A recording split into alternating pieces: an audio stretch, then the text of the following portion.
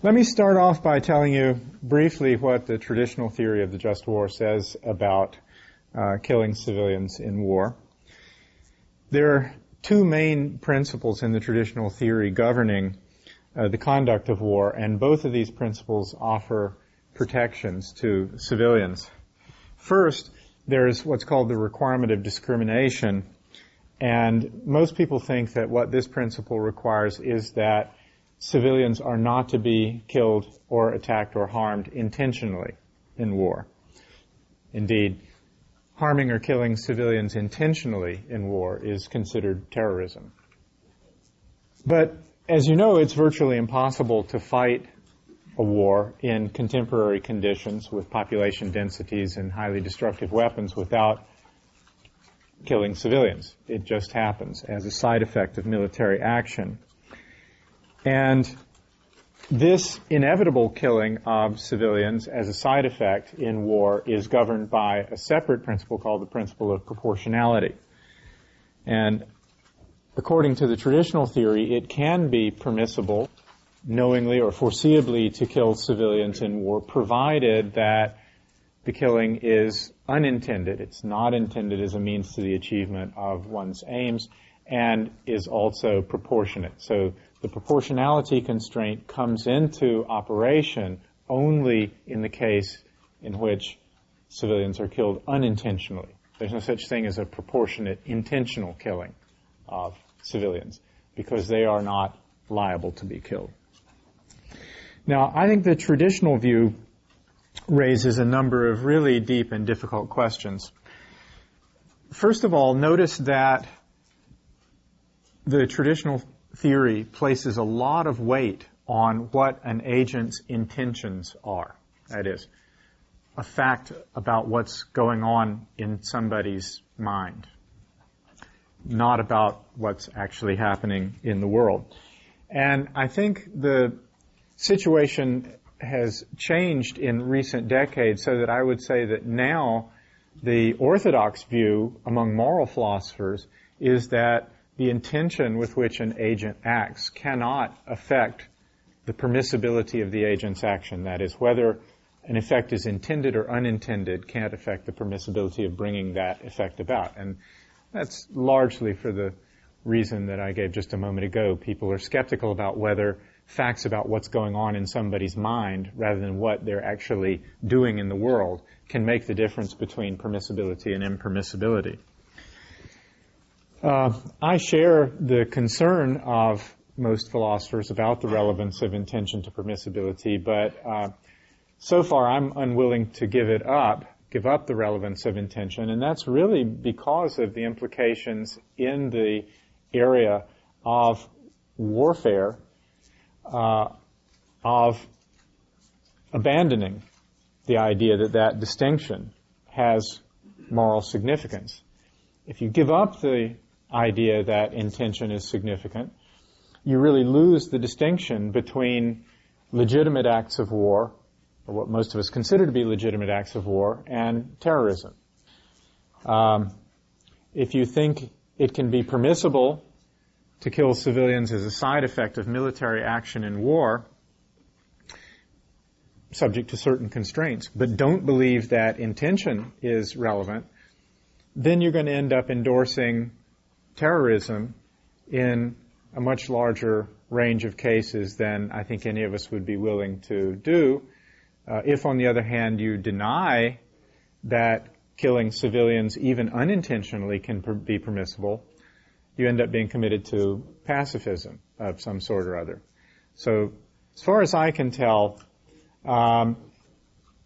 if you don't accept the relevance of intention to permissibility, you have to choose between embracing pacifism or accepting the permissibility of terrorism in a wide range of cases. And that's a pretty uncomfortable choice, I think, for most of us. So, one of the things that I hope you'll take away from the talk is that this issue in moral theory about the relevance of intentions to the morality of action turns out to be very important in this area, and challenges some of our deepest beliefs about the ethics of war. Second question raised by the traditional view is how it's possible for people who are fighting in an unjust war that lacks a just cause to fight in a way that satisfies the proportionality requirement. Remember, I said the traditional theory says it's permissible to kill civilians if you kill them unintentionally and the action is proportionate. What that means is that the good that one can achieve through the action that has the killing of civilians as an unintended side effect has to be sufficiently great to outweigh the harm that is caused to these innocent people. But if you're fighting in a war that's unjust, because it has no just cause, it's very difficult to see what good your action might achieve that could weigh against the harm that you're doing to innocent people. To me, what this says is that, in general, it's not possible for people who are fighting without a just cause to satisfy this proportionality condition. Therefore, if satisfying the proportionality condition is a necessary condition of the permissibility of the action, it seems to follow that it's not permissible to fight in unjust wars. That is, if it is an inevitable effect of fighting in unjust wars that innocent people are going to be killed as a side effect of the action. So there's another important challenge to people's ordinary thinking about the morality of war. Most people assume that it's permissible to fight in war even if it turns out that it's an unjust war. But if you take the principles governing the killing of innocent civilians seriously, it's hard to see how that could be true. A third issue that is raised by the traditional theory is what role national partiality might play in the proportionality requirement. Imagine, for example, that there's some military operation that you want to carry out, and you know that it's unavoidably going to cause some civilian casualties. And you're thinking about whether the action is or is not proportionate. That is the killing of the civilians or harming of the civilians proportionate in relation to the good that you hope that the act of war will achieve? Well, imagine it's a case in which the innocent civilians who are going to be killed by the action are your compatriots, your fellow citizens. Okay, you'd do one kind of, you'd engage in a certain kind of thinking. Can we kill some of our own people, incidentally, as a side effect of this action in order to achieve this military goal? Is it worth it? Is the goal important enough? You can imagine yourself deliberating about that question.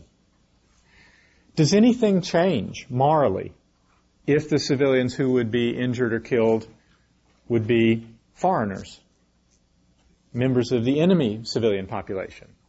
Would you think it would be acceptable, for example, to rule out the permissibility of the attack if the innocent people who were going to be killed were your fellow citizens, but not if they were going to be innocent civilians of the enemy state?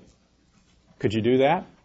Well, certainly this kind of partiality has a role in our ordinary moral thinking in some cases, particularly with respect to saving lives. If I have a choice between saving an American and saving a foreigner, and that's the only information I have, and I can't save both of them, it seems permissible for me to save the American, to give priority to my fellow citizen. What if I can save one American or 3 foreigners? Then it becomes a little more dubious.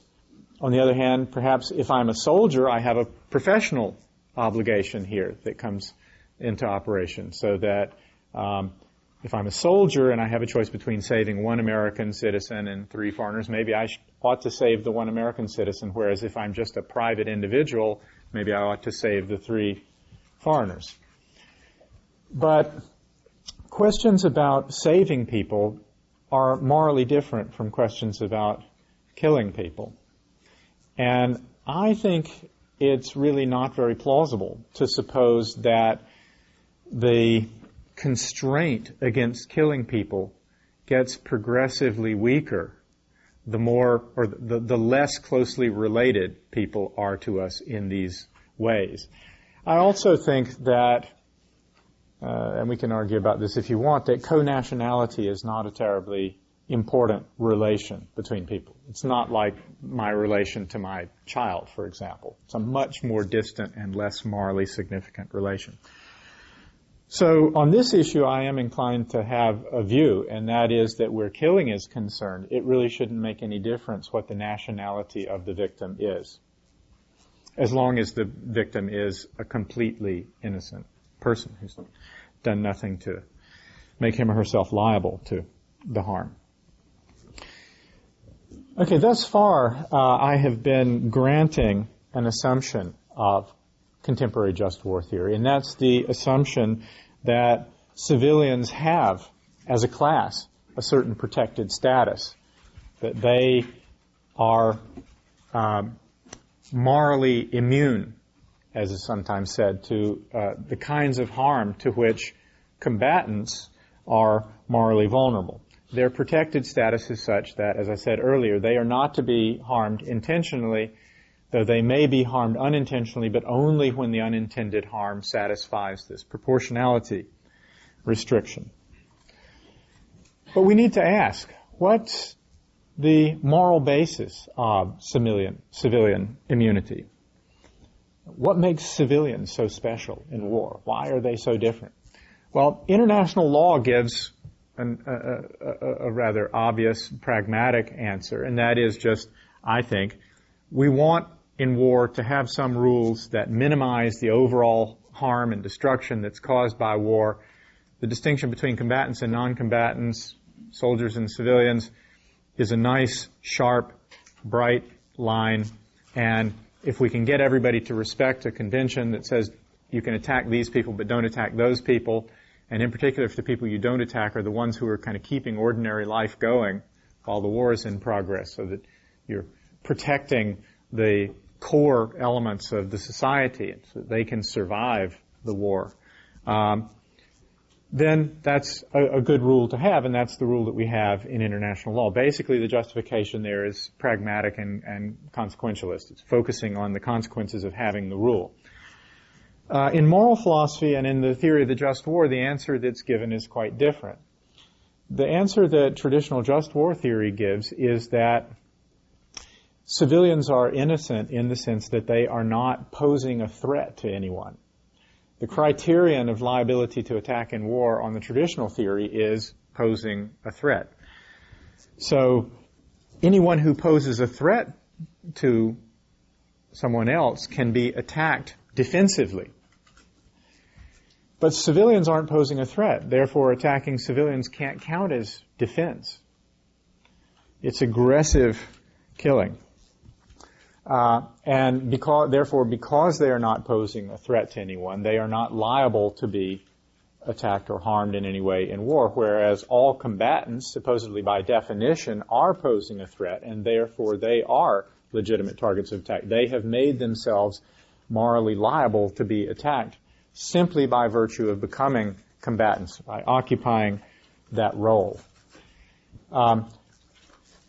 What I mean by saying that someone is liable to be harmed or to be attacked in war is just this, that they have done something that means that if you harm them in a certain way, you won't be wronging them or violating their rights. They will have forfeited a right not to be harmed in that way by virtue of something that they have done. They won't have any valid complaint against being treated in the way in which you're treating them. And that's what I mean when I say somebody is liable to be harmed, liable to be attacked, liable to be killed in war. It's a moral notion even though it's borrowed from the law. So the basic distinction in just war theory that undergirds the requirement of discrimination is the distinction between combatants and non-combatants, soldiers and civilians. And the moral significance of the distinction is that whereas combatants pose a threat, non-combatants or civilians don't pose a threat, and therefore cannot be attacked in a way that is defensive. This is a point that has been made before. It'll be familiar to many of you, but I'll just make it in a way that I hope will be a little more striking. That is that it's just not true that all soldiers are threatening, and it's not true that all combatants are non-threatening. I'll give you some examples. In a time of war, a military lawyer is in uniform and counts as a combatant and a legitimate target. But a military lawyer may spend her time arguing with the government that certain tactics that the government wants to employ are illegal. So a military lawyer may actually spend the course of a war restraining the conduct of the war and thereby reducing the threat that people on the other side face. Not contributing to it, but actually restraining it. Similarly, there are lots of civilians who contribute directly to the threat that their country poses, and often in ways that are more threatening than any individual combatant. Think about, for example, the scientists working for the Manhattan Project in World War II. They posed a much greater danger to the Japanese than any soldier on a ship out in the Pacific somewhere. But they were considered civilians. They were just scientists working in laboratories in universities. So the distinction between soldier and civilian doesn't correspond to the distinction between those who pose a threat and those who don't pose a threat.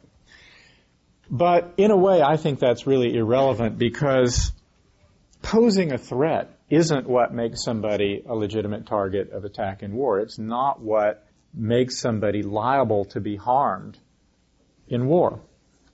You can see this if you think just briefly about individual self-defense. We're not entitled to defend ourselves against threats that are justified and to which we have made ourselves liable. If I'm out shooting people at the local McDonald's, favorite NRA pastime, and some police marksman comes to the only way to stop me is to shoot me, I don't have a right of self-defense against the police marksman. I've forfeited my right not to be attacked in this way by virtue of what I'm doing. So posing a threat isn't what makes somebody liable. The police marksman poses a threat to me, but that doesn't make him or her liable to be attacked by me. When you harm somebody justifiably in a way to which they have made themselves liable, you don't forfeit any rights. You don't make yourself liable in that way. And I think the exact same thing holds true in war. A combatant fighting in a just war who's simply defending himself and other innocent people against wrongful attack doesn't thereby do anything to make himself a morally legitimate target of attack. When you're simply defending yourself and other innocent people against a wrongful threat, you're not doing anything to forfeit your rights or to make yourself liable to attack. So I have a very sort of deviant understanding of the requirement of discrimination in war. I don't think that all combatants in war are morally legitimate targets of attack. What I think is the correct criterion for liability to attack in war is moral responsibility for an unjust or wrongful threat. It differs in a couple of ways from traditional thinking. I insist that the threat be wrongful or unjust. So I have a very asymmetrical kind of view about the morality of warfare. But for today's purposes, one of the most important, the more important difference that I want to emphasize is that I stress moral responsibility for a threat, not posing a threat. Usually, of course, when a person is morally responsible for some threat, that person is also posing the threat. But of course, there are a lot of cases in which that's not true. People who are instigators or aiders and abettors of threats may not be themselves threatening agents, but may nonetheless have moral responsibility for the threat. So let me give you a little story. This is just meant to be a kind of hypothetical example to bring out intuitively what I want to emphasize today. It's a cute little philosopher's story. So bear with me for a minute while I make this thing up.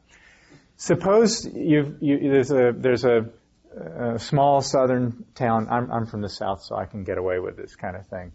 Some little small southern hick town, and you can put it in the past if you'd like.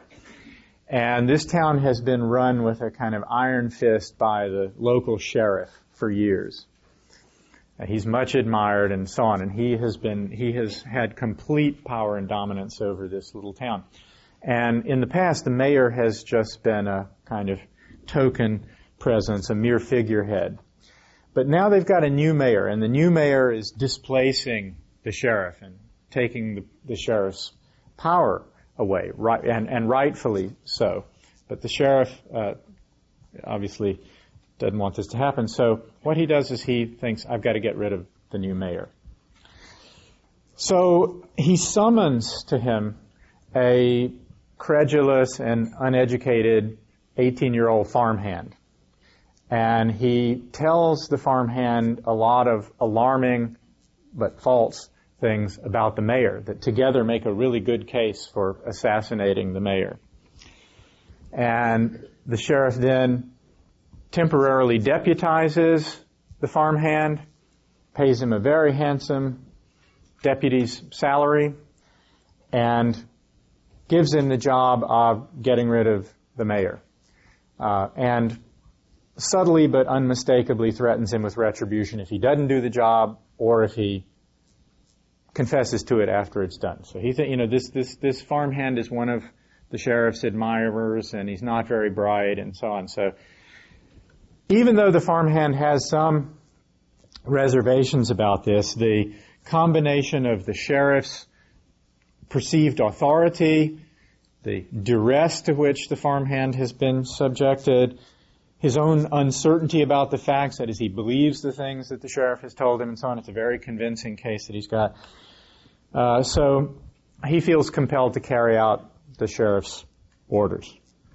But you can imagine now that the conversation between the sheriff and the farmhand has been overheard by somebody, and this somebody goes to tell the mayor, and the mayor therefore arms himself immediately and is going to try to do something about it, but lo and behold, before he can kind of notify people about the plot and whatever, here comes the farmhand to kill him. And suppose he can't shoot the farmhand because the farmhand is sort of hidden behind a tree or something like that.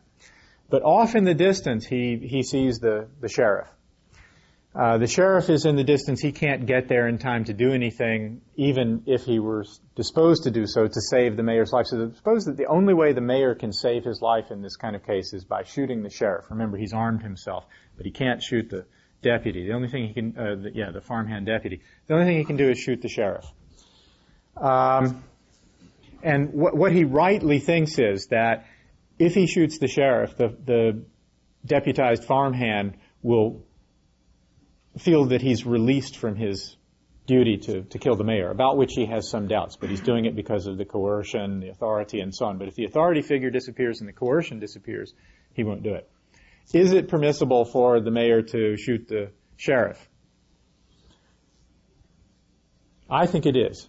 And I think that's because of the sheriff's moral responsibility that the mayor for the threat that the mayor faces from the deputy. In fact, I think that if the mayor had a choice between saving himself by killing the farmhand and saving himself by killing the sheriff, he ought morally to kill the sheriff instead of the farmhand. The farmhand is just the sheriff's dupe. Now, and that, I think, to put this in the language that I was using earlier, it seems to me that the sheriff has made himself liable to be harmed by having created, through his own wrongful action, a situation in which the mayor has to choose between his own life and that of the sheriff. I think that this is a typical kind of self-defense situation with a added twist, namely the sheriff's responsibility for the predicament of the mayor lies in the immediate past rather than in the present. That's all. It's just a matter of timing. Now, if you were thinking about real-life analogs of this kind of example, you would think of the sheriff as being the political leader and the deputized farmhand as being a combatant. But civilians who are not political leaders, can sometimes occupy positions relevantly analogous to that of the sheriff in the example. Let me give you briefly one real-life example. It's not precisely analogous, but it's close enough intuitively for my purposes. You may remember that in the early 1950s, I think it was 1953, 54, the Eisenhower government organized a coup and overthrew the government of Guatemala. It was a democratically elected leftist government in Guatemala. And when the United States organized and carried out that coup, we basically turned Guatemala into a kind of torture dungeon for the next 3.5, 4 decades. Part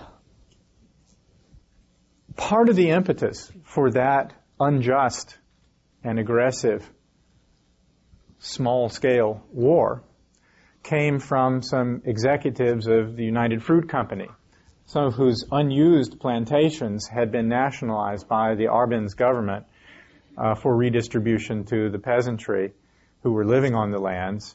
The government gave United Fruit Company what United Fruit Company had claimed that the lands were worth for tax purposes. You can imagine how they got screwed there. Some people have questioned whether the intervention of United Fruit was really important in that episode. Howard Hunt, who was subsequently Nixon's director for covert operations, was the kind of mastermind of that operation, and he's on record, even fairly recently, as having said that he thought United Fruit's intervention was decisive. So here are some executives in United Fruit going to the Eisenhower administration. By the way, there were all kinds of family connections and business connections and so on between people in the United Fruit, the higher echelons of United Fruit and the American government. So here are civilians basically provoking an unjust war for economic reasons of economic self-interest. So one can think of the executives of United Fruit as, to some extent, analogous to the sheriff in my example. That's, of course, a very unusual case. Civilians outside of government almost never have that kind of power within government. So the responsibility that civilians may have for an unjust war is usually very low in degree. It's a very low level of responsibility. But even when an individual's responsibility for an unjust threat is low, it can be proportionate to subject such a person to lesser, non-lethal harms to which that person may be liable. I mean, another way of saying that is that if a person's responsibility for a threat is low, that person may have a low degree of liability to defensive action, which may mean that that person is liable to certain lesser forms of harm. I think we can think of some obvious examples here. If you have an unjust war being fought by a country in which the very culture of the society in which the people are participating is a sort of obvious source of the war. You think, for example, of Nazi Germany and the aggressive wars of Nazi Germany. Those things were a kind of natural outgrowth of the culture that gave rise to Nazism. And the Nazi wars enjoyed very considerable popular support among the civilian population. Now, when you have that kind of situation, terrible, unjust war being prosecuted by a country where the civilian population has, in general, a fairly high level of complicity, it may be permissible to subject the civilian population to the effects of economic sanctions, or in the case of Germany in World War II, blockade. where this actually does cause economic distress and some suffering among the civilian population, at least some of the members of that population may have no valid complaint against being harmed in that kind of way, given their role as accessories to the unjust war. Also, in the aftermath of an unjust war, we may think that at least some civilians could be liable to pay reparations for harms done during the war. This would be kind of ex post compensation, the analog after a war of what we do in tort law.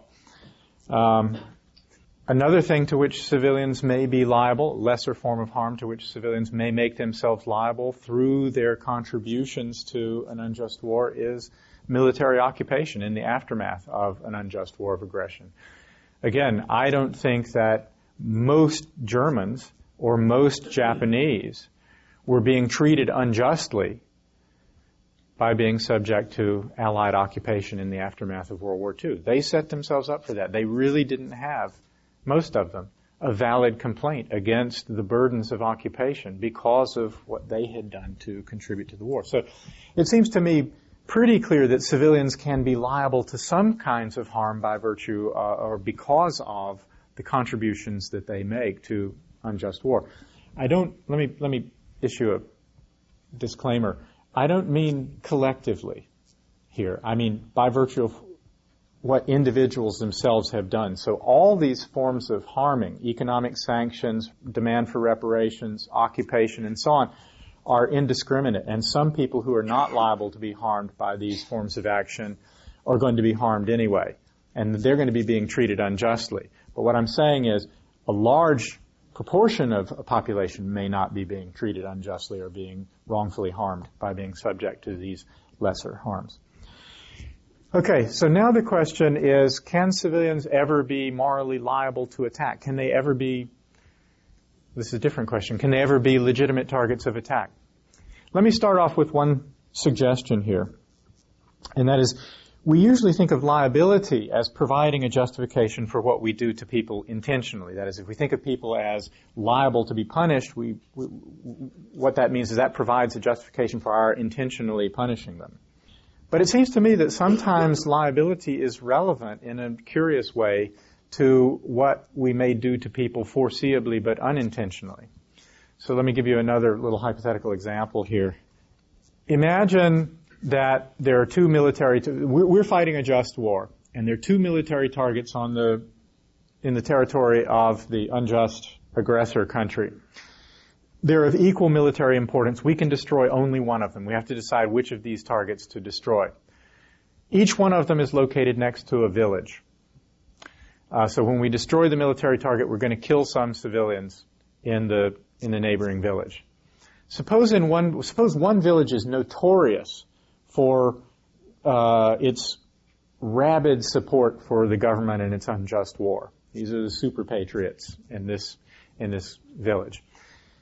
The village next to the other target is known to be a village full of dissidents who are repressed by the government, who protest the war, and so on. We can attack one or the other of these military targets. Which one should we attack?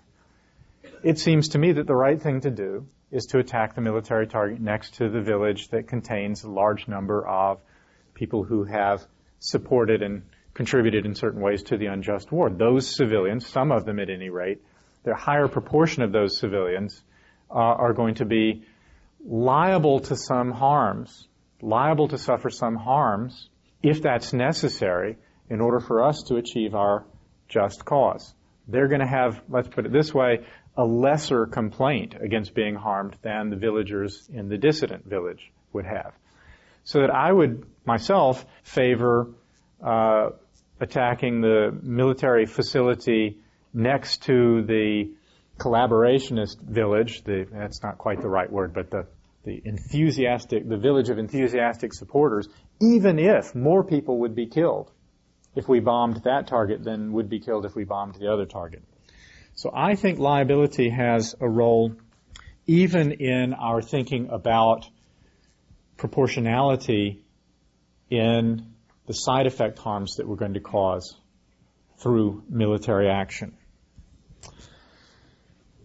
one point to take home from that thought is, and from the others, is that I think it's only civilians on the unjust side in a war, only civilians in a country whose war does not have a just cause, who can, in principle, be liable to suffer these harms, the harms of occupation, harms of economic sanctions, or harms of side effects from military action. So again, you see here what I referred to earlier as this sort of asymmetrical view of the morality of war that I hold. It's very different from the traditional just war theory and very different from the international law of war.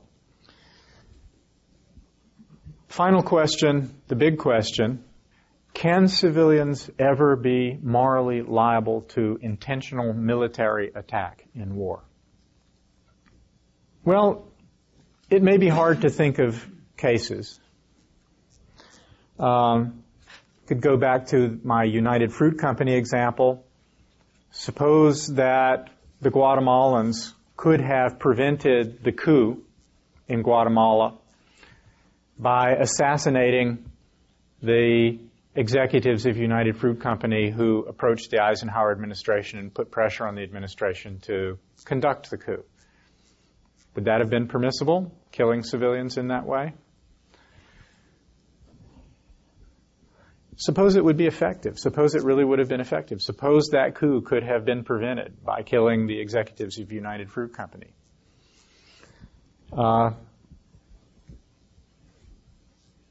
I believe that it would have been permissible. And indeed better than killing lots and having lots of young soldiers killed in an effort to defend Guatemala against the invading forces. Here's another highly controversial example, just for you to think about. Israeli settlers in the West Bank. These are people who are knowingly, willingly, eagerly involved in a form of aggression.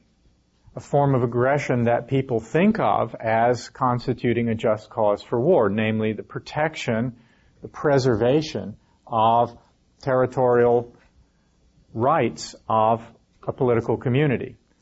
They are occupying and seizing and taking over and establishing moral rights to land that really belongs to Palestinians.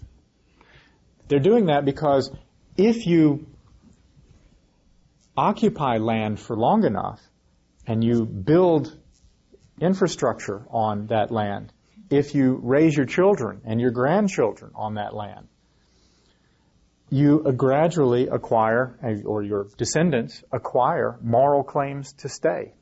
It's a very insidious strategy of conquest, and it's been going on for a long time, and these people know what they're doing.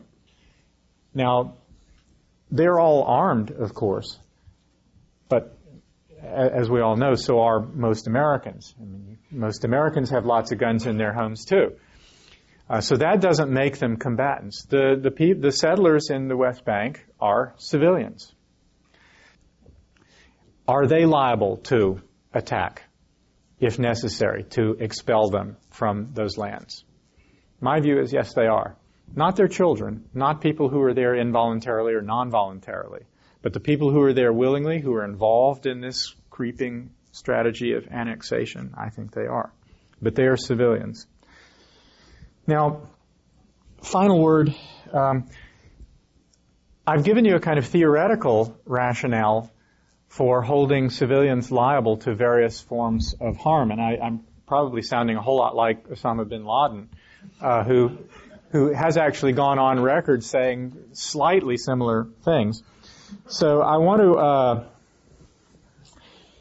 close by distancing myself a bit from that company. I don't want to wind up in terribly mixed company here.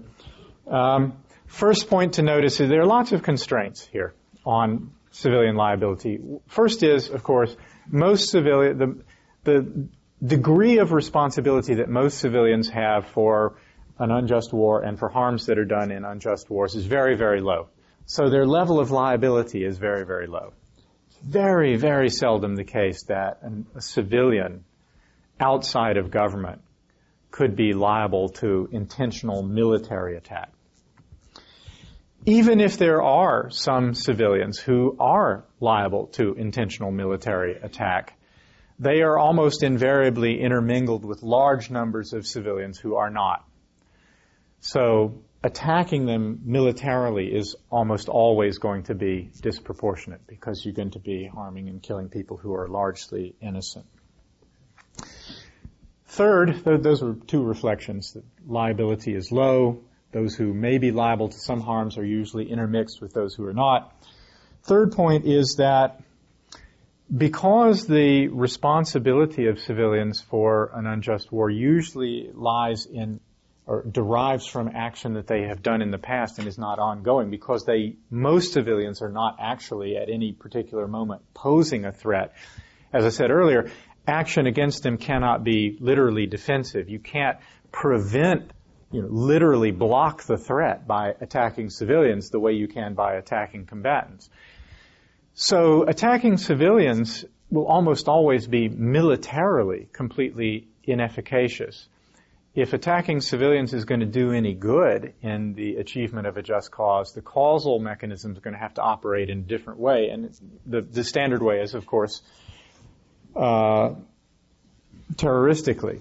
What we did at the end of World War II, bombing Japanese cities and killing civilians in the hope that that would be sufficient to intimidate, to terrorize the population and intimidate the government and coerce a surrender in that way.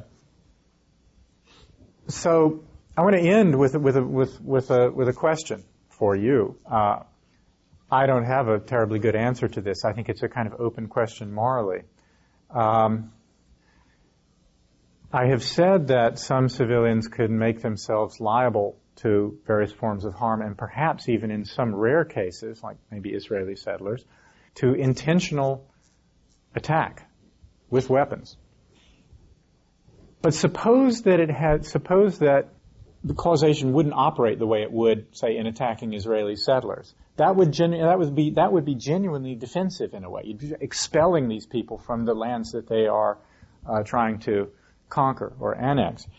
What if the causal mechanism did have to operate terroristically? That is, if that's even a word, that is, you kill some civilians who are really liable to be killed because they are guilty of all kinds of action that was causally quite important in provoking an unjust war. But the mechanism by which that would contribute to the achievement of the just cause would be that you would cause terror in the population by having killed these civilians, and there's this sort of implicit threat of more. And the hope is that by killing these civilians, you will terrorize the population and coerce the government to surrender. Could that ever be permissible? Could you ever do that when it's conceded that the people you would be attacking would be liable to be attacked? Would that be terrorism and wrong because it's terrorism? Would it be permissible even though it operates in this terrorist way?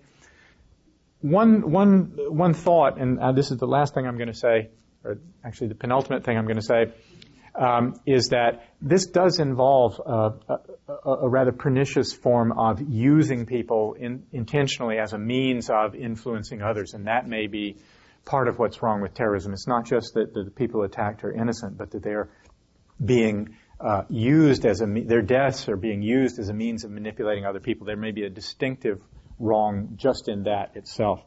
Final thing I wanted to say is nothing I have said today has any bearing on what the law of war should be. My view is that the law of war should retain a categorical prohibition of intentional attacks on civilians, at least for the foreseeable future. So I'm now just discussing the underlying basic morality, which I think diverges very significantly from what we have as the law. And what we have as the law right now is a pretty good law given the institutional background. So I'm not advocating changing international law here. I'm just asking questions about basic morality. Thanks.